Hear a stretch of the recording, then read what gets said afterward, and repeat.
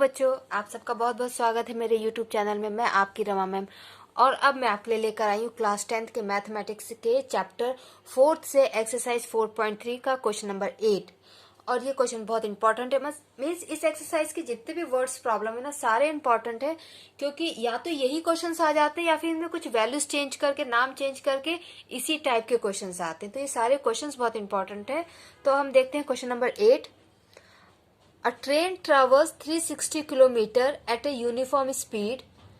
If the speed has been 5 km per hour more, it would have taken 1 hour less for the same journey. Find the speed of the train. तो पहले मैं आपको question समझाती हूँ। एक train है जो यूनिफॉर्म स्पीड मतलब जो चेंज नहीं होगी। ठीक है, एक बार जिस स्पीड में गाड़ी स्टार्ट हो गई उसी स्पीड में वो चलती रहेगी, उसको हम बोलते हैं यूनिफॉर्म स्पीड।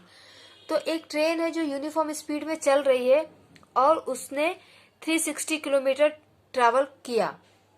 अगर हम उसकी स्पीड 5 किलोमीटर पर आवर और बढ़ा देते, ठीक है, अगर स्पीड उसकी 5 किलोमीटर पर आवर के रिस्पेक्ट में बढ़ा दी जाती तो वो 1 घंटा कम लेती उसी जर्नी के लिए।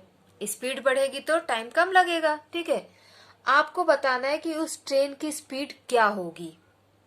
ठीक है, तो जो चीज हमको निकालनी होती है उसी को हम एज्यूम करते हैं। तो हम यहाँ पे लिखेंगे let the speed of the train is equal to x kilometre per hour. ठीक है, स्पीड क्या है? x kilometre per hour. जब उसकी speed x kilometre per hour है तब उसका डिस्टेंस कितना है? 360 किलोमीटर। ठीक है, डिस्टेंस 360 किलोमीटर। डिस्टेंस दोनों केस में सेम रहेगा, जब उसकी स्पीड x किलोमीटर है और जब उसकी स्पीड हम 5 किलोमीटर पर आवर बढ़ा देंगे तब भी डिस्टेंस सेम रहेगा। तो अगर स्पीड ये है और डिस्टेंस ये है तो टाइम कितना लगेगा? देखो, स्पीड होता है डिस्टेंस अपॉन टाइम, तो टाइम क्या होगा? Distance upon speed. ठीक है, तो डिस्टेंस है आपका 360 और स्पीड है x। तो फर्स्ट केस में आपका टाइम लगेगा जिसको हमने नाम दे दिया t1, 360 अपॉन x किलोमीटर। अब उन्होंने क्या बोला कि स्पीड हम 5 किलोमीटर पर आवर के रिस्पेक्ट में बढ़ा देंगे। तो हम यहाँ पे लिखेंगे न्यू स्पीड। न्यू स्पीड क्या है? जो पहले स्पीड थी उसी में हमने 5 किलोमीटर पर आवर बढ़ा दिया। ठीक है, जब हमने स्पीड बढ़ा दी तो टाइम क्या हो रहा है कि पहले के मुकाबले 1 घंटा कम लग रहा है, लेकिन डिस्टेंस तो वही सेम है। डिस्टेंस क्या है? 360 किलोमीटर। तो इस रिस्पेक्ट में टाइम, जिसको हम t2 बोल रहे हैं, होगा 360 अपॉन x प्लस 5। क्लियर? लेकिन t1 जो है वो 1 घंटा ज्यादा है t2 से। ठीक है, क्योंकि जब हमने स्पीड ज्यादा कर दी तो इसमें 1 घंटा कम लगा, इसमें 1 घंटा कम लगा। तो क्या हुआ? इसका मतलब क्या हुआ कि t1 इससे 1 घंटा ज्यादा है। तो दोनों को इक्वल करने के लिए हमें इसमें 1 घंटा ऐड करना पड़ेगा। इसका मतलब ये हुआ t1 minus t2 is equal to 1। t1 minus t2 is equal to 1। ये आपका t2 है, ये आपका t1 है। दोनों की वैल्यूज यहाँ रखेंगे और उससे फिर हमको क्वाड्रेटिक इक्वेशन मिलेगी।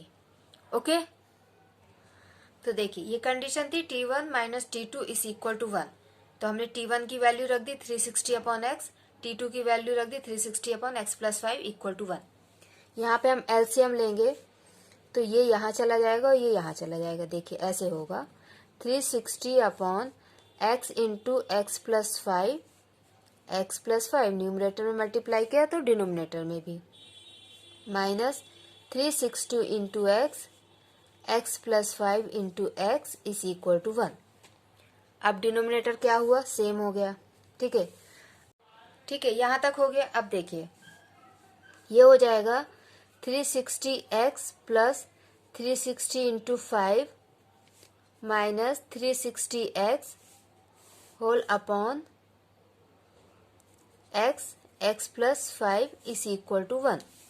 अब देखिए यहाँ पे 360x और ये यहाँ पे माइनस 360x, तो ये दोनों क्या होंगे, कैंसिल हो जाएंगे। ओके, फिर क्या होगा 360 इंटू 5 और ये जो डिनोमिनेटर का यहाँ जाके मल्टीप्लाई हो जाएगा, तो 1 into x plus 5। Okay, so 360 into 5 is equal to x square plus 5x। So x square plus 5x minus 360 into 5 is equal to 0। ठीक है, हमने इक्वेशन को ही ये आप इस तरफ ले गए और फिर इसको जब आप इधर लाएंगे तो यहाँ प्लस में, तो यहाँ के माइनस में हो जाएगा। क्लियर, समझ में आ गया। अब देखिए आपकी क्वाड्रेटिक इक्वेशन हो गई x square plus 5x minus 5 0 0, 5 6 जा 30, 30 का 0 ऊपर 3 और 5 3 जा 15, 1800 इक्वल टू 0। ये आपकी क्वाड्रेटिक इक्वेशन आ गई है।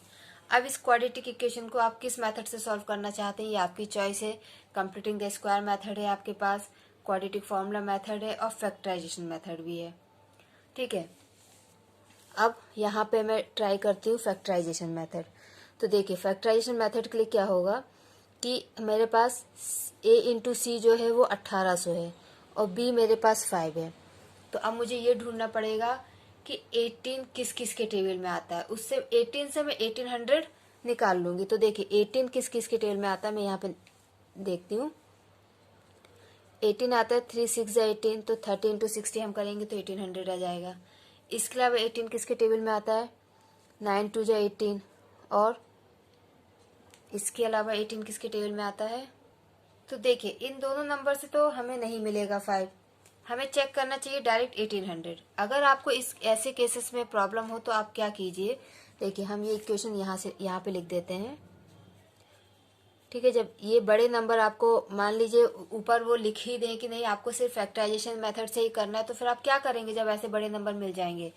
तो आप क्या कीजिएगा कि जब इससे भी आपको सॉल्यूशन ना मिले तो सीधे आप एलसीएम ले लीजिए।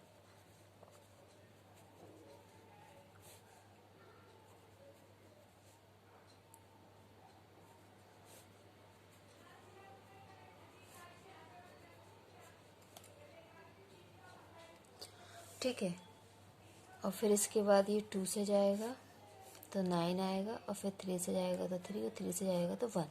अब यहाँ से हो सकता है हमें थोड़ी हेल्प मिल जाए।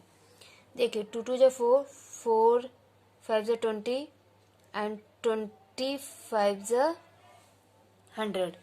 तो यहाँ कितना बचेगा, 3 3 जा 9, 9 2 जा 18। ये तो होगा नहीं, 3 3 जा 9, 9 2 जा 18 और 8। देखिए 2 2 जा 4, 4 2 जा 8 एंड 8 3 जा 24, 5 5 जा 25, 25 इंटू 3 75। ये भी नहीं होगा, हम इसको पहले लिख लेते हैं ऐसे। 3 बार 2 है 1 2 3, और 2 बार 3 है और 2 बार 5 है। अब हम ढूंढते हैं। तो देखिए 5 5 जा 25, 25 इंटू 2 50, 3 3 जा 9, 9 2 जा 18, 18 2 जा 36, 50 और 36 में भी नहीं आएगा। ओके, देखिए मैंने इसको यहाँ पे कट ही कर दिया है। अब हम और क्या ट्राई कर सकते हैं। 3 3 जा 9, 9 5 जा 45, 2 2 जा 4, 4 2 जा 8, 8 5 जा 40। करेक्ट, हम 40 एंड 45 ये दो नंबर होंगे, क्योंकि जब हम 45 में से 40 को माइनस करेंगे तो 5 आ जाएगा। करेक्ट।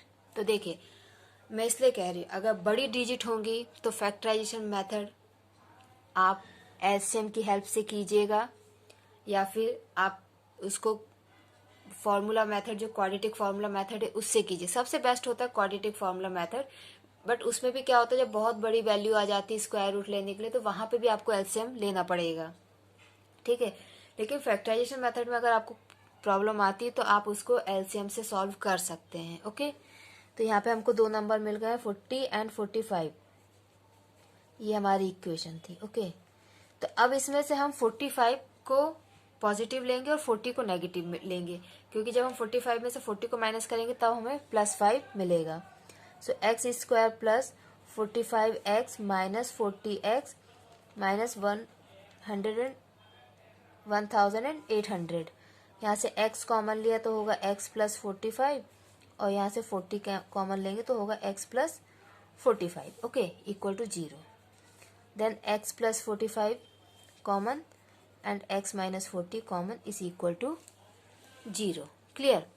अब एक बार x plus 45 is equal to 0 लेंगे तो x आएगा -45, और एक बार हम x माइनस 40 को 0 लेंगे तो x इक्वल टू आएगा 40। अब ये बात किसकी हो रही थी? Speed of the train. ठीक है, तो speed of the train negative तो हो नहीं सकती है ना, speed of the train negative नहीं हो सकती। That means x is equal to 40, ये हमारा सही आंसर है। ठीक है, आप इसको क्रॉस चेक कर सकते हैं अपने इक्वेशन में वैल्यूज रख के। तो क्योंकि स्पीड नेगेटिव नहीं हो सकती इसलिए हम 45 को निगलेक्ट कर देंगे और 40 को एक्सेप्ट करेंगे। So speed of the train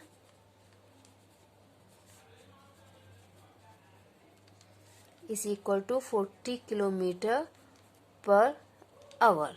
okay, so this is your question number 8। अगर आपको कोई डाउट है तो आप कमेंट सेक्शन में मुझे बता सकते हैं। तब तक प्रैक्टिस करते रहिए और अपना ख्याल रखिए बच्चों। Bye bye.